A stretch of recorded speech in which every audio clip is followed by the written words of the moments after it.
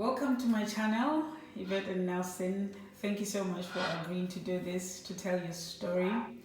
Welcome to the viewers to my channel. I'm Mahadi Silepe. I'm a Lesotho YouTuber living in Perth. So you guys, can you just tell us a little bit about yourselves? Okay, ladies first. So I am Yvette Umutoniwabo, and I'm from Rwanda. It's a little tiny country in East Africa. I'm Nelson Muhirwa. I'm from Rwanda as well. Married to this beautiful woman and a father of 2 kids. Awesome. I live in Western Australia, the city of Perth. Okay. So can you guys tell us how you ended up in Perth? Because I know your story and I just want to share it with everyone because it's such a moving story of your experience as normal people like everybody else, and then being forced into becoming refugees and ending up being here. Can you share with us how you left? And it's going to be a really long one if you think how you left Rwanda and ended up in Perth. Maybe let me ask how did you become refugees?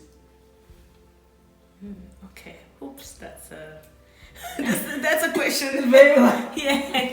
So I'll go first again.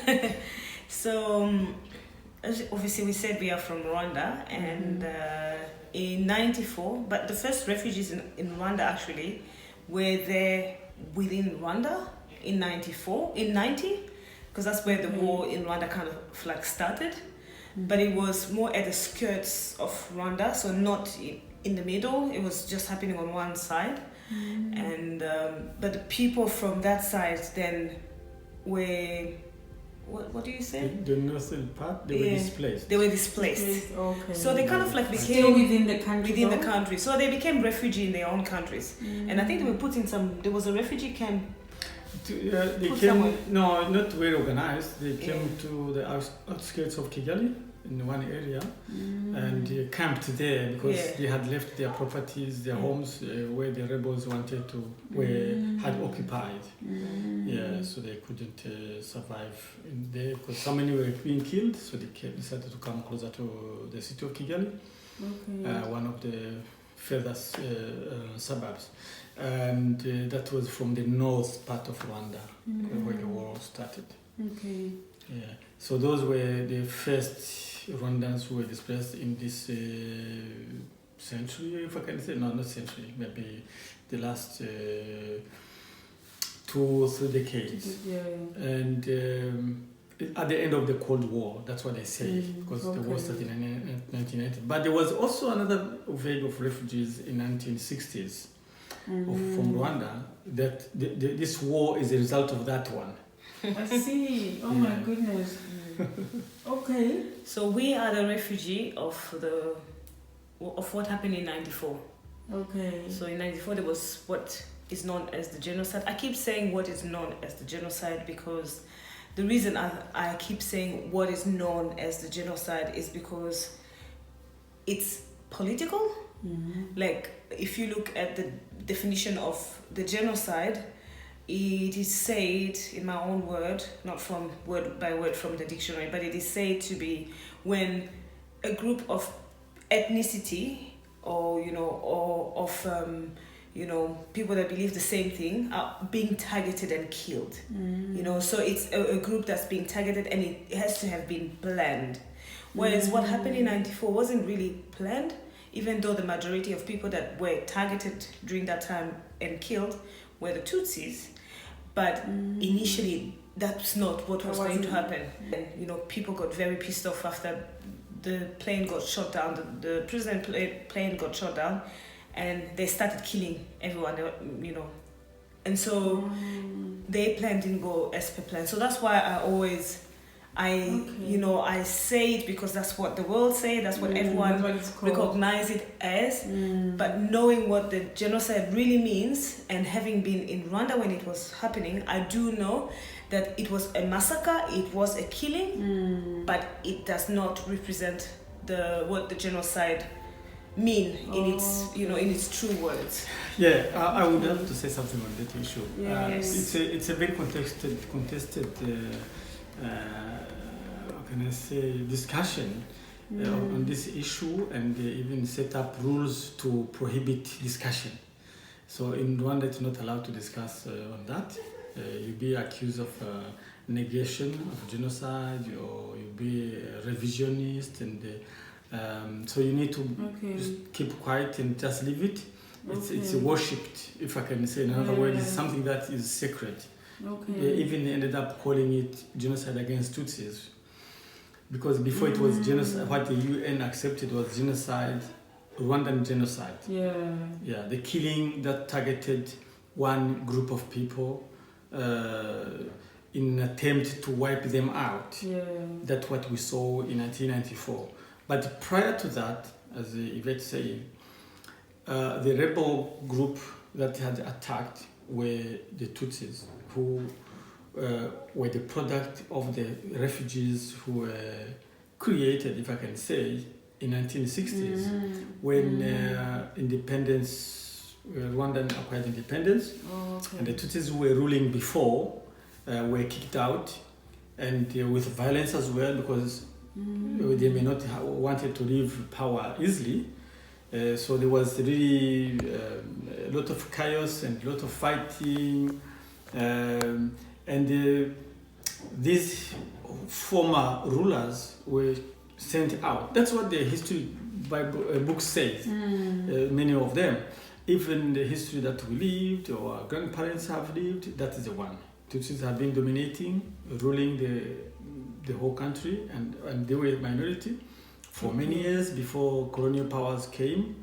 And we had, perhaps I'll give this preview because many people don't have an idea. Yeah, I was gonna say, it's a quick one. If I'm watching this, I've got no idea. No idea at all. What's happening? So it's a very fascinating thing because what people know today is a property, the narrative of the Rwandan government we have currently. They have changed the previous one, the story that was known before. They say now it was wrong. What they say is the truth. So it's a story of the winner. That is what the world knows. So, but otherwise, what we have lived as Rwandans from both tribes, we know that in the history before colonial powers. So sorry Elizabeth, in Rwanda there's two tribes. Two major tribes. There are normally three. Okay. Yes. There's three tribes. They're the Hutu majority, Tutsis minority, and the Twa, who are the indigenous. We could call, similarly to Southern Africa, we could say Pondos, maybe. Those people who live in Bushmen. The Twa, the Batwa are that tribe. Very small. Now, when the Tutsis lost power in 1960s, because there was a revolution of the Hutus who wanted to share. The Hutus were complaining that they were considered the second citizens in the country because they have never access to any leadership in the country. Rwanda had been ruled by almost 33 kings, but all of them were coming from one tribe. And that's the majority. That was a minority ruling over the majority. When the colonial power came, that was first German. That was in the 1800s, 1870s. The Tutsis were ruling. So they ruled with them until World War I. German lost, and their colonies were now taken over by France, UK, Belgium, all over Africa. So maybe the Portuguese as well. So Rwanda now became a colony, protectorate of Belgium, with DRC, which was called Zaire by that time. It was a property. Zaire was a property of Leopold, the king of Belgium. So this history now ended up creating animosity between the Hutus and the Tutsis, who were ruling and those who were being ruled over, who were were oppressed. They were saying they were oppressed. Okay. They were working, carrying the King Hutu Tutsi leaders into beds, like yeah, like what? Yeah, that was slavery. It was slavery, basically. Yeah. There are songs. Because they weren't getting paid for it. There are songs in the Rwandan language that were reminding of that kind of thing. I remember one song they were saying the queen was asking the Hutus to come and help and carry her across the river because she didn't want to put her feet in the water. Wow. And she was calling dogs. Yeah, and in the song they were answering, "Who are you?" And they said, "Oh, I am the queen from the royal palace." Yeah, those are some of the songs, and we have even some stories that are really ridiculing the Hutus, and so they ended up getting upset and angry when the colonial powers came and they went to school. They discovered, especially from the religious people, that everyone is equal in front of the law. They said, "What? Are we equal? Yeah. Can we also rule? Yeah, why not?" So they ended up this movement to overthrow the monarchy system. So that's where the conflict started in 1960s. Now the Tutsis were kicked out with the violence. With the violence they started themselves because they were the one ruling. It was started by the king. You know these militias we have heard in 1994? Before in 1960s, they were the king's militias who were Tutsis, who were chasing the Hutu elite who wanted the revolution. So that caused now chaos, and the Hutus were calling everywhere, screaming in the mountains, "Please, these people want to kill us. We need to take arms and defend ourselves." So they started now burning their houses, fighting, killing some of them in a way. And the Tutsis went to Uganda, biggest majority, others Congo, in the neighboring countries, Burundi, everywhere. They kept organizing themselves, coming back to attack and take over. And then that created also something again in Rwanda, because every time they attacked, the Tutsis who remain in a country, who accept to be ruled by the Hutus now, who are new government, were being targeted. And they become victims because they were saying, "Your brothers are coming, your people are coming to attack us. You are the ones who are giving them information." They kill them, they chase them. Some were chased from the government positions they were occupying. It was going back to Burundi, join your friends. So this thing, hatred now came to going up, growing, until they organized so perfectly in 1990s, and then came with a big plan, a big arms, supported by Uganda, to overthrow the regime. Now this was now the beginning of the trouble. We know as So this was a war that wanted to take power over, but the Hutus thought these people, yes, they want to enslave us again. I remember the president was in a plane, had a speech once in the northern province where he comes from, and it says, "Guys, do you want to be slaves again? Do you want to carry people in beds again? Stand up and defend your country." Yeah. So Tutsis in that time they were not considered as good citizens because they were the ones who are oppressing the others. In history, even those who didn't know about it became victims of that. Yeah.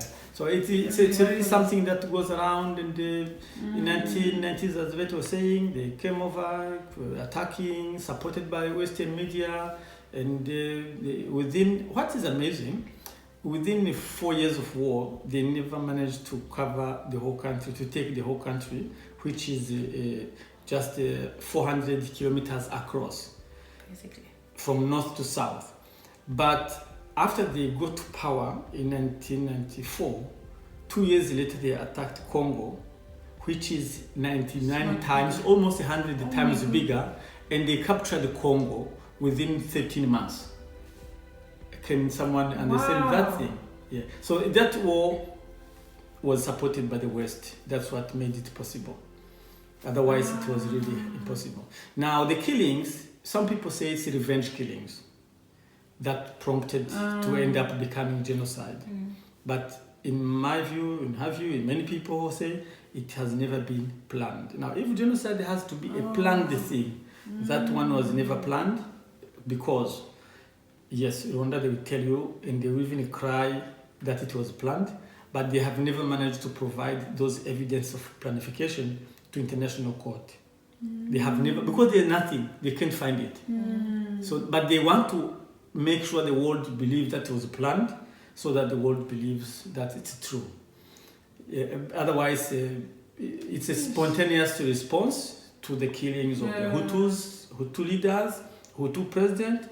Then the guy said, "Hey, take your arms." And they kill each other. So we became victims of those things. We ended up running out of the country because they wanted to take over, and it was a competition for killings actually. What do you get killed with? The Tutsi rebels and the Hutu militia and the Hutu soldiers competing to stay in control of the country. So that is the killing on our side, on both sides. It was actually chaos, really, during that time, because if you had a neighbor and you had issues with your neighbor, some people killed their neighbors because of that. So it was just a very chaotic time in the country, and people just took advantage of it. Some people, they were stealing, people were criminals, people, resorted to killing people they had issues with. It was just people, they were not even scared of,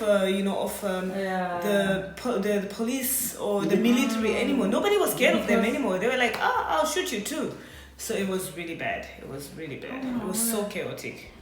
Anybody could have died. Obviously the Tutsis were targeted because of the anger that had been going on for all those years, which is what happens when people don't reconcile each other. And I think that's one thing that our forefathers failed to do from the 60s to in the 90s is that they kept getting all this fight brewing, and then obviously if for 30-something, 40-something years there's all these things that's happening. And even before, like during the monarchy, the Tutsis they were leading 400 years? Around 400 years, leading this one tribe, and it wasn't done in a nice way. It was slavery, literally slavery. And my father-in-law's father, so Nelson's grandfather, was a slave to one of the Tutsis. So where they live, where they come from, in that area, there is not a lot of Hutus that live there. It's like you guys that owned an area. We were surrounded by the Tutsis. They were just surrounded by Tutsis. The only reason they ended up there is because his grandfather was working for one of the family. So he used to tell them a lot of his own stories of how he even got almost killed, and they thought they had killed him. They threw him somewhere, but he survived. So it's first-hand stories. Nelson sat with his grandfather who was telling them the stories. And we have the same as well. So we're not talking about things that we heard from or we read in books. We actually have first-hand people in our families, from our family members who experienced these things. So for 400, if a country has gone into this type of things for 400 years, and then suddenly these other people that have been slaved for all this time are given power, what do you expect? There's nothing in between that has happened to say, guys, it's been really bad. Let's come together. What can we do? Let's mend, our relationship. Let's move forward. So nothing happened. And then obviously when now these people are taking over, they're like, now we're in charge. Guess what, guys? You are going. Are we gonna let you feel what you've made us and our children and our grandchildren feel? And then it's like this hatred from generation to generation that keeps going, from this side to this side. So, and eventually there had to be something as horrible and as big as what happened in '94. Which you don't wish on anybody. Some of the people that were killing were people that were neighbors for years, were friends. And we can't even explain it, Sometimes we all sit and like, you can't explain how this person suddenly started killing this person. They had lived together, they had shared, things, some of them had, exchanged vows to be, best friends, and, how can you explain what's happening now? So look, a human being is very complicated, unpredictable.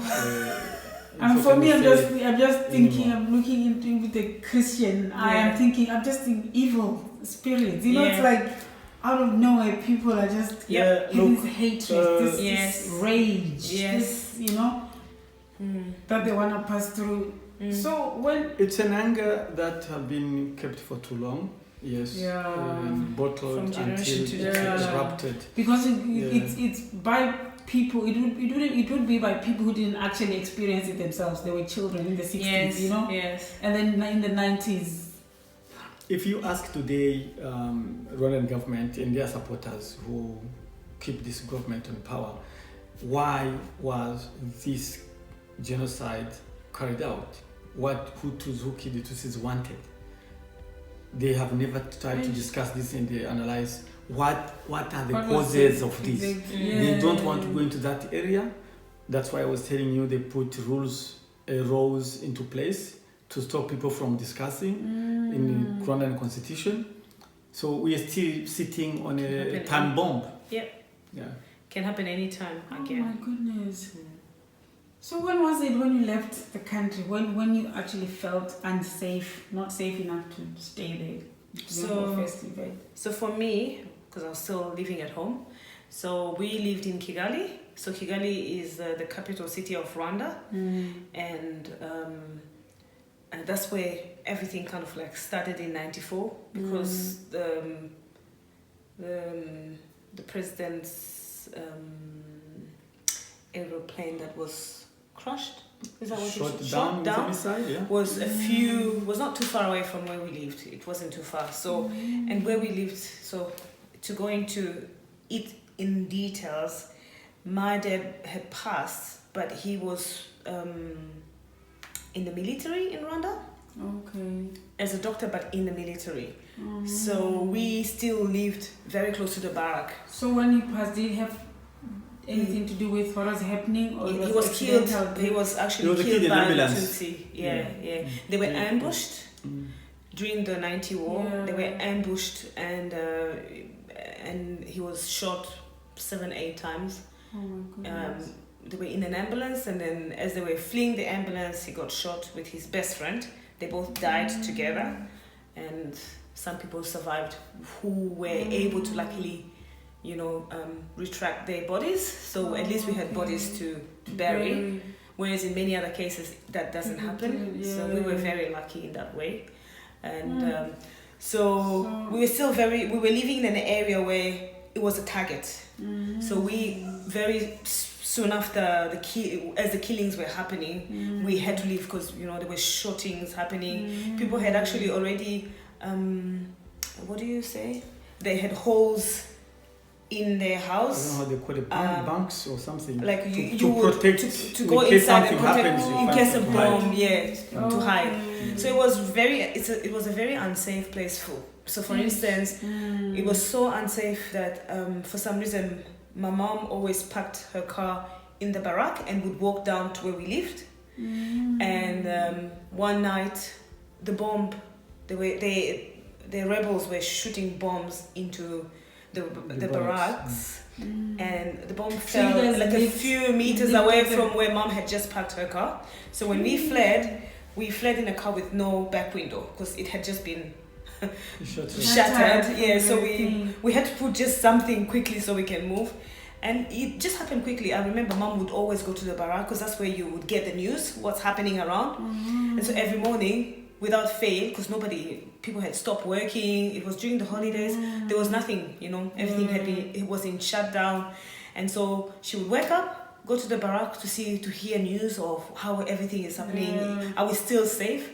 And then one day she went. You didn't live at the barracks? No, we didn't live at the barracks, but we still lived very behind it. In the government houses.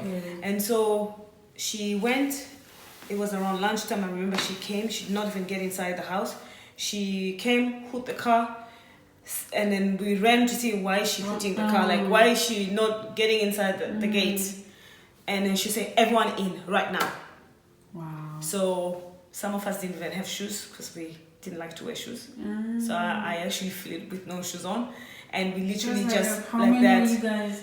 So it was during the holidays. So we are 4 kids at home. Then we had our one helper. The other one was at home. So we had our helper, And then our next door neighbor, she was a pregnant lady whose husband was also in the army, so he wasn't there, and he had said to Mom, can you please look after my wife? So we took her as well. So that's 6. And then we had my two cousins. Oh, how big was this car? It was just a car. I think we ended up being 13 people in a car that sits, a normal car. It was a Mazda 626 or something back in those days. Wow. It only sits 5 people. My mom, my younger brother was actually sitting in front between my mom's leg as she was driving. Then the pregnant lady was put on that side with another kid in front, and the rest of us squashed at the back. And then we drove to the barrack, and there we were able to offload 2 to 3 people into one of the buses, the military buses that were carrying some of the other family members as well. Yeah, so but we were still all squashed because none of the kids and the cousins, we didn't want to go in another vehicle, so we stayed. The pregnant woman left her, and we all squashed. I think 12 like 11 left. Yeah, 11 people were squashed. Nobody in the boot? No one in the boot. So where were you headed? We just followed. So the barrack, we all followed the barrack. The bus. We went to the next city. So the next city that was like an evacuation. Yeah, it was just evacuation so that people can think what to do. So we just went through to the next city. It was really hard to even get through because there were so many cars and roadblocks. Yeah, roadblocks as well. So like some roadblocks had some crazy people. Like I remember we got to this one roadblock, and there were these crazy people there. That so my mom is mixed. And she hates saying it, but she's mixed. So I come from a mixed background, Hutu and Tutsi. So we've got both bloods in my family. And I think she looked more like Tutsi than Hutu. And so when we got there, they were like, oh, what are you doing here? We're going to kill you. So, and they're like, give us all your jewelry. So my mom, by then, she had had enough. You know, she was a widow and a new widow. She didn't care. She was like, I'm not giving you anything. And she's fighting with them. And I'm like, Mom, how can you fight with people that have guns? Just give it to them. And then I'm at the back. She's like telling me, shut up. You don't know what I'm feeling. You know, she was so upset. Luckily, because we were in the barrack, I was 15. Luckily, because we were in the barrack, so we had military in front of us and at the back of us. So we were just in between for safety. So the military guys, one that were in front, were like, oh, why have we stopped? Why have they stopped? So they came quickly. And then they found, the situation going on. My mom, I think, was probably close to getting killed. And they were like, what the hell? Do you even know who this wife is? Do you know where her husband is? Do you know that her husband died while serving you people? And that's how we survived. And, Mom went back into the car. Our hearts went back a little bit into their places. But we were stressed. We were so stressed and anxious. And eventually, that was probably the last stop. And we managed to get into a safer place. When we got to the next city, we didn't stay there long. My uncle had already managed to get to where he comes from. So there's Kigali, and then there's this next city that we were in. And then the next city is where we come from. And then the next city is where my uncle comes from. So, but my uncle did not want us to go where we come from because my mom and we were with some of his kids as well, my cousins that were at home. But he was like, no, you guys cannot. You have to keep going until you get to where I am, because as the only other male, because my dad had passed, he wanted all of us together. So we stayed there a little bit, took a break, and the other cities were still intact because everything started in the city.